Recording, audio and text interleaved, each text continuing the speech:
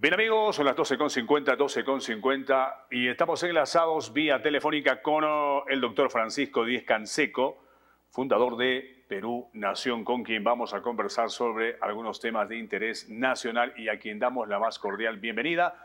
Buenas tardes, doctor Díez-Canseco, los saludamos de este Huancayo, Canal 21.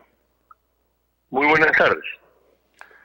En nuestro país siempre nos salimos de una y entramos en otra. Ha habido una convulsión social, ya sabemos las consecuencias, y ahora aparece otro tipo de convulsión impulsada por la naturaleza. Lluvias, huaicos, inundaciones. Lo que la mayoría entendemos es que en nuestro país no aprendemos, o las autoridades no aprenden el tema de prevención, porque en los mismos lugares donde han habido los problemas se vuelven a presentar. Es decir, el dinero que se ha destinado para prevención no se ha utilizado o se ha mal empleado. ¿Cómo ve esta situación, doctor Francisco Díez-Canseco? Mire, es un reflejo de los gobiernos ineptos que hemos tenido en los últimos 40 años, ineptos y corruptos.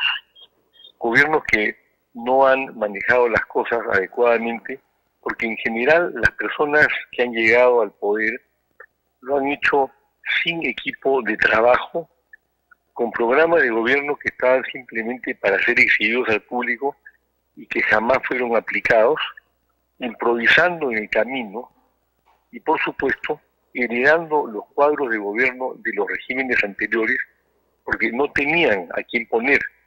Y esos cuadros, en términos generales, han sido colocados en función a intereses políticos, al pago de favores, como lo vemos hoy día todos los días, pero no debido a una meritocracia tanto moral como técnica, como de la propia ejecutoria personal de la persona. Entonces, ¿cuál es el resultado?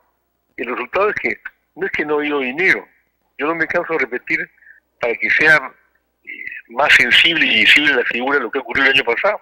25.000 millones se han robado los corruptos según la Contraloría y 28.000 millones se han quedado en el Banco de la Nación del presupuesto de inversión pública. O sea, un cuarto y 5% del presupuesto de la República que simplemente no se ha aplicado a donde debía. Parte por falta de gestión, parte por inmoralidad, por deshonestidad, por sinvergüencería. Y esa es la historia del Perú de los últimos 140 años. Entonces, ¿qué es lo que ha pasado con la famosa reconstrucción o cambio? En primer lugar, que no veo ningún cambio. En segundo lugar, que han priorizado las nuevas obras públicas, pero se han olvidado absolutamente de la prevención. Absolutamente.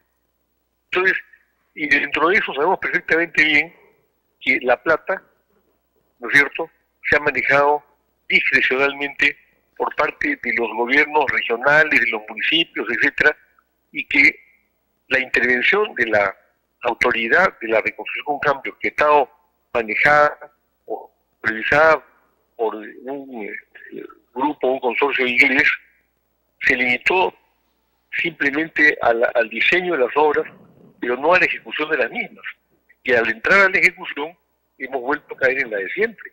Funcionarios corruptos, ineptos, priorizando seguramente las obras que le dejaban más coima y olvidándose de las tareas de prevención que eran fundamentales.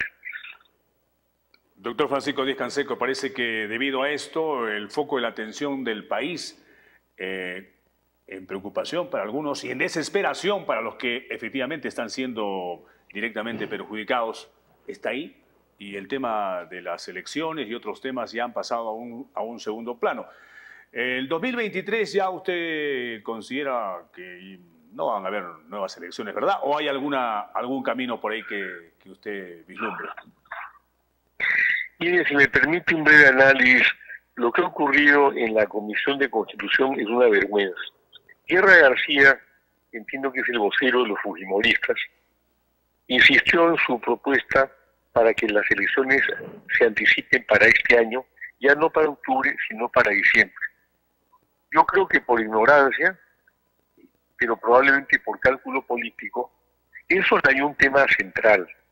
Si se aprobaba este adelanto de elecciones, tenía que ser refrendado y no se aprobó en agosto de este año, con lo cual hubieran quedado 4 meses para realizar las elecciones en diciembre.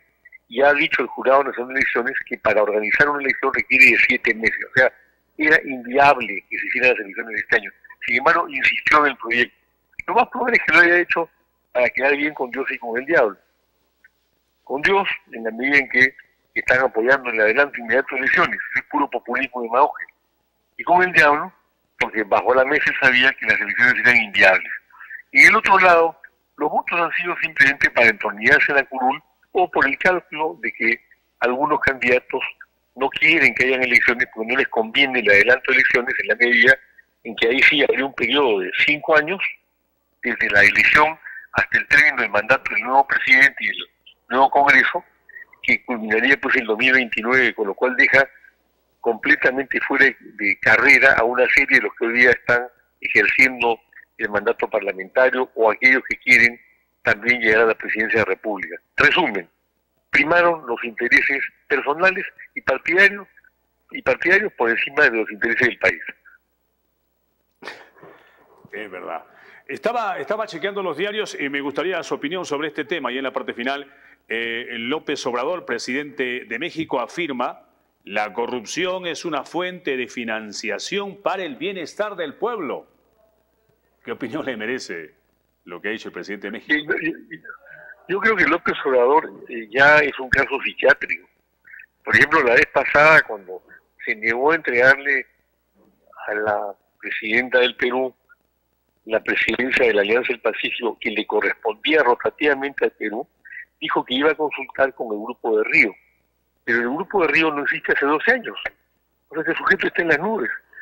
Por supuesto, ha acogido alegremente a Lilia Paredes, con todas las mentiras que le ha llevado, y bueno, en eso se ha coincidido con sus otros colegas de extrema izquierda marxista-leninista, en soslayar todos los actos de corrupción de Pedro Castillo. Para él no existe. Este sujeto, que además en su haber tiene un récord mundial. En sus 2 primeros años de gobierno han habido 187.000 asesinatos en México. 187.000 asesinatos, es un narcoestado. Eso es López Obrador. ¿Qué podemos esperar de él? Francisco Díaz-Canseco, fundador de Perú Nación, como siempre, agradecidos por su aporte a este programa, Canal 21 en Huancayo. Buenas tardes. Buenas tardes, muy agradecido. Hemos dialogado con el doctor Francisco Díaz-Canseco sobre estos temas de actualidad política.